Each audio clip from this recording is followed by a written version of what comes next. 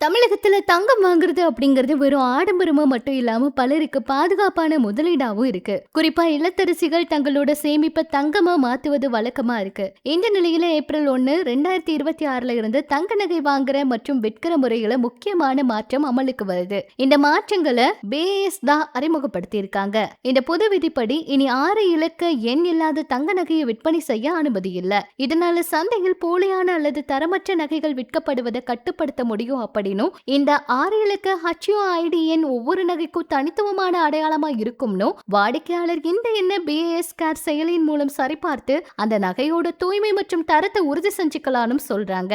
ஆனா இந்த புது விதி பழைய நகைகள் வச்சிருக்கிறவங்களுக்கு சில சிக்கல் கொண்டு வரும். பல ஆண்டுகளுக்கு முன்னாடி வாங்கிய நகைகள்ல இந்த எண் இருக்காது.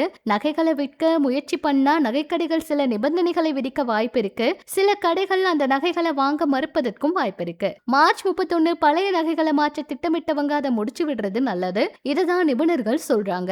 மேலும் மத்திய அரசு மார்ச் 2ல இருந்து ஹால்மார்க்கிங் திட்டத்தோட 6வது கட்டத்தை செயல்படுத்தி இருக்காங்க. இது வழியா கூடுதலா சில மாவட்டங்களும் இந்த திட்டத்தின் கீழ் வரும்னு சொல்றாங்க. சர்வதேச சந்தையோட மாற்றங்களால தங்கம் விலை நாளுக்கு நாள் ஏற்ற இறக்கத்தோட இருக்கு. நிறைய பேர் முதலீடு பண்றாங்க, தங்கம் அதுக்காகவே வாங்குறாங்க. ஏப்ரல் 1க்கு அப்புறம் வரி மற்றும் விதிமுறைகள்ல மாற்றம் இருக்கலாம்னு எதிர்பார்ப்பு இருக்கு. என்ன நடக்க போகுதுன்னு பொறுத்திருந்து பார்க்கலாம். இது பற்றி உங்களோட கருத்துக்களை சொல்லுங்க.